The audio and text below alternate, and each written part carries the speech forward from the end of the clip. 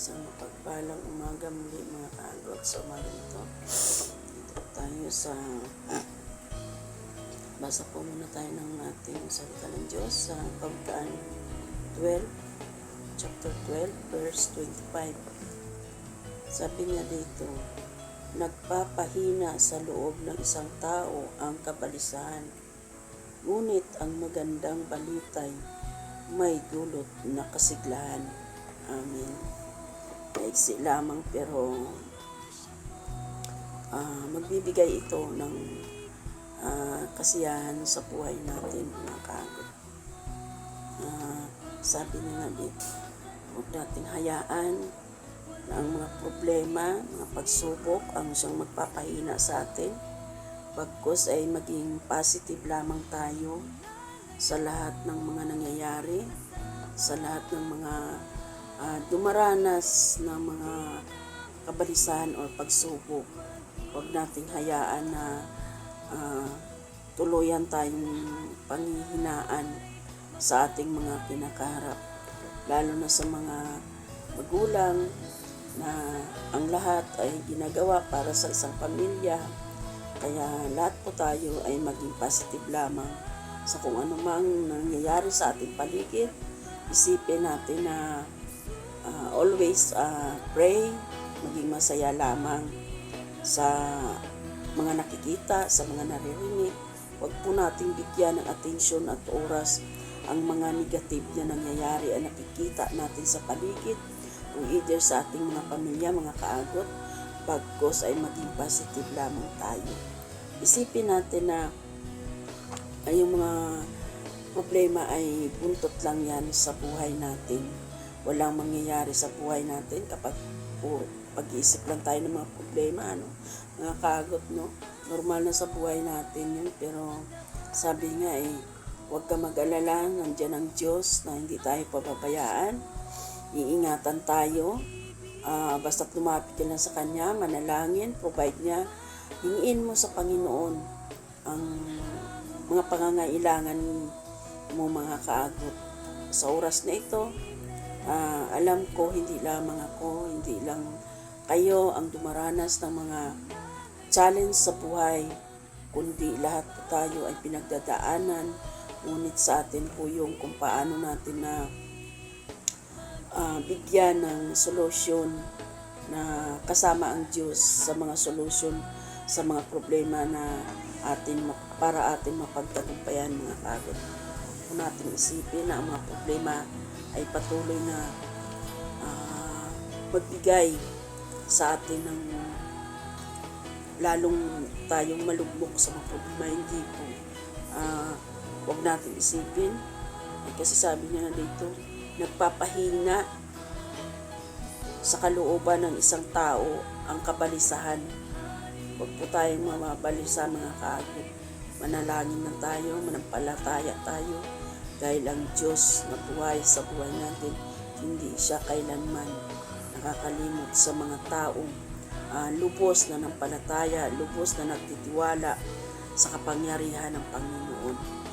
Yung mga kagot, ating prayer na yun para sa lahat, sa mga nangyayari, na naway patuloy natin mapagtagumpayan ang anumang mga pinagdadaanan natin sa ibabaw ng mundo, lalo na sa panahon ngayon na kaliwat kanan, mahal, mataas ang mga bilihin, ang iba walang mga trabaho. Kaya patuloy lang po tayo mga kaagot, patuloy tayong umasa sa biyaya at habag ng Panginoon. Dakilang Diyos, amang makapangyarihan sa lahat. Lubos kami Panginoon ng lumalapit, nananalig ng palataya sa oras na ito Panginoon. Wala kaming ibang inaasahan, Panginoon, kundi Ikaw lamang. Buhay namin, Panginoon, ang isang magbibigay ng kalakasan, Panginoon, Lord Jesus. Simula sa pag-gising namin sa umaga, Ikaw na ang aming hinahanap, Lord God, na patuloy mo kami kalooban ng kalakasan mula sa aming paggising at sa buong maghapon, Panginoon, Lord Jesus. At patuloy mo kami, Lord God, bigyan ng kalakasan ng loob, Panginoon, malakas na pangangatawan upang harapin namin ang anumang mga pagsubok na pinagdadaanan ng bawat isa sa amin, Panginoon Lord Jesus. I pray, Lord God, sa araw na ito na patuloy mong i-provide ang lahat ng pangangailangan ng bawat isa sa amin, ang bawat pamilya, Panginoon Lord God. Huwag mo naman, O Diyos, hayaan na makapagpahina sa amin ang mga problema at kapalisahan sa buhay namin, Panginoon Lord Jesus, lalo na sa aming mga magulang, Panginoon Lord God, na mayroong mga anak na mga nag-aaral pa, Panginoon Lord Jesus, may mga maliliit pang mga anak, Lord God, na binubuhay at pinag-aaral, Panginoon Lord God. Huwag mong hayaan, Panginoon Lord God, na manghina sila, Panginoon, sa kaanumang kanilang kaharapin at pagdadaanan sa buhay na ito, Panginoon Lord God. Dalangin ko, Ama, sa bawat isa, Panginoon Lord Jesus, na makapanood ng video kong ito, makarinig ng mga video kong ito, at ang salita mo, Panginoon, ay patuloy na pumukaw sa kanilang mga puso, Panginoon Lord Jesus, na patuloy sila, O God, kumapit, patuloy na lumapit sa iyo, Panginoon Lord Jesus. Ang bawat isa, Panginoon Lord God, na may desire sa puso, Lord God, na manampalataya at manalig lamang sa iyo, Panginoon Lord God. Tulungan mo sila, Lord God, na ang lahat ng kanilang mga pinagdadaanan sa oras na ito, anuman ang kanilang katayuan sa buhay, anuman ang kanilang pinagdadaanan sa buhay sa mga oras na ito, Panginoon, anuman, Lord God, ang mga kawalan sa kanilang mga pangangailangan, dalangin ko, Ama, na ikaw ang Diyos na mag-provide, Diyos na mapala sa kanilang mga buhay, na patuloy niyo sila, Panginoon, gabayan, ingatan ang bawat miyembro ng kanilang pamilya, Panginoon Lord Jesus. Sa isang pamilya, Panginoon Lord God, ay sama-sama, Panginoon Lord God, na manalangin upang sa gayon, Lord, ay masolusyonan ang anumang mga problema na kanilang kinakaharap, Panginoon Lord God. Lord, I pray din, Panginoon Lord Jesus, na sa bawat pangangailangan, sa hapagkainan ng bawat pamilya, Panginoon, ay may nakahain na kanilang pagsalusaluhan, Panginoon Lord Jesus. Lalo na, Lord God, simula sa umagang ito, pagdating ng tanghali, maging sa hapunan, Panginoon Lord, sa buong maghapon na ito, Panginoon, ay mapagtagumpayan ng bawat pamilya ang kanilang mga kakainin at inumin sa buong maghapon na ito, Panginoon. Anuman, Lord God, ang mayroon sa kanilang hapagkainan, ito, Lord, ay maging sapat at makuntinto ang bawat pamilya, Panginoon Lord Jesus. Kaya, Lord God, sa buhay ko ito, Panginoon, hindi ko ito, Lord, magawa kung wala ka sa buhay ko. Hindi namin ito mapagtagumpayan kung wala ka sa buhay ko, Panginoon. Hindi lamang sa buhay ko, Lord, na masabi ko, Lord God, na roon na ang tagumpay sa buhay namin. Ngunit ang nais ko, Panginoon Lord Jesus, ay maraming pamilya, Lord God, na maging masaya sa buhay.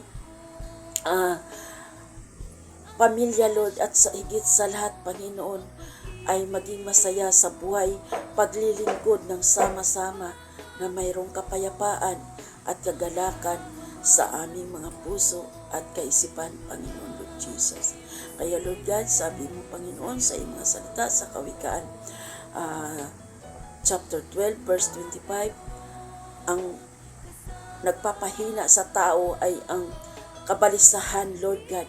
Hindi mo aayaan, Lord God, na mangyari ito sa isang pamilya na patuloy na umaasa, na nanalig ng palataya sa iyo, Panginoon Lord God. Kaya ang lahat, Panginoon Lord Jesus, ay maging masaya, Panginoon, sa dulot na biyaya na ipagkaloob mo sa isang pamilya, Panginoon.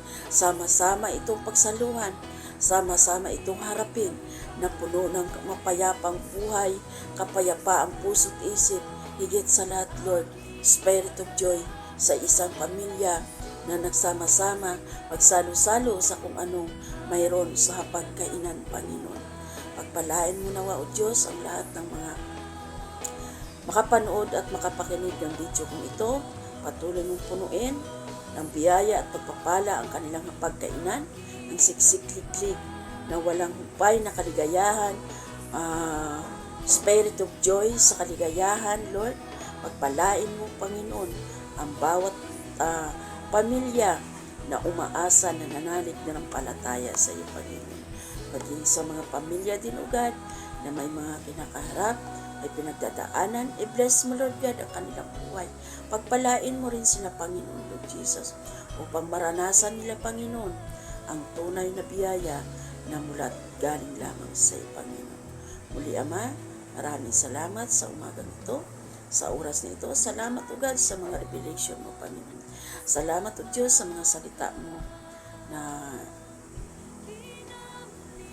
pinagkaloob mo sa buhay ko upang ito'y may share ko sa aking kapwa sa pamamagitan ng social media na ito, Lord. Pagpalain mo, Panginoon, ang anumang aking nabitawan, Lord, anuman aking naipag-pray through social media, Panginoon. Dalahin pa man na maraming makarinig at maraming makapanood ng video ito upang sa gayon, O God, ay mararanasan nila na ikaw ang Diyos na tagapagligtas, ikaw ang Diyos na magpala sa buhay ng bawat isa, Panginoon. Muli, maraming salamat, O God, sa biyaya at habag mo, patuloy mong pinagkaloob sa akin ang kalakasan, kalusugan, at payapaan ng mula't galing lamang sa iyo. Thank you, Lord Jesus. Thank you, Holy Spirit. In Jesus' name. Amen. Maraming salamat, mga kaagot. Muli na naman tayo nagtagumpay sa isang morning prayer natin na kasama natin ang Diyos sa oras na ito. Patuloy lamang kayo, mga kaagot, sa buhay ay pinagkaloob ng Diyos. Ang sarap ng buhay, mga kaagot, na puno ng kagalakan at kapayapaan sa puso at isip. Pagpalain nawa kayo ng Panginoon, mga kaagot. Muli, please, mga kaagot, subscribe, like and share sa video kong ito. At ang Diyos ang patuloy na magpala sa inyong buhay, masaganang buhay, at mapayapang pamumuhay. Thank you, mga kaagot. I love you with the love of the Lord. Bye!